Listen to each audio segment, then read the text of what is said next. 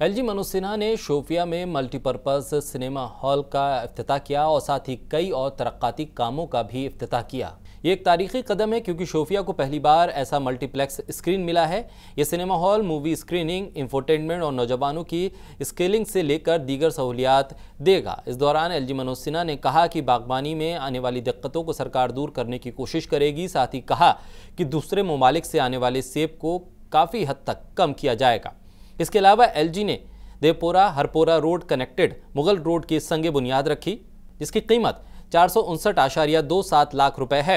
साथ ही मनोज सिन्हा ने ऑनलाइन राजस्व रिकॉर्ड अपडेट के लिए शोपियां के रेवेन्यू महकमे की तारीफ की।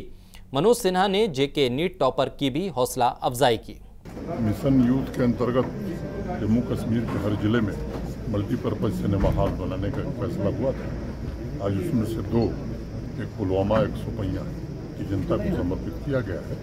आने वाले दिनों में हर जिले में ये सुविधा उपलब्ध करा दी जाएगी ताकि नौजवान इसका लाभ उठा सकें। तो 90% यहाँ पे फ्रूट पे मुनहसर है सर। यहाँ पे बहुत रेट कम आ रही है, परेशान है किसान, परेशान है, रेट कम आ रही है। 90% लोग यहाँ पे मुनहसर है। फ्रूट बाउल कहा जाता है शोपियान को सर। शिकायत है ग्रोवर्स की। क्या शिकायत? रेट्स कम मिल रही है सर, रेट्स कम मिल रही है। 500 क्यों? क्योंकि ईरान से सर वहाँ पे बिना टैक्स के माल यहाँ पे एंटर हो रहा है।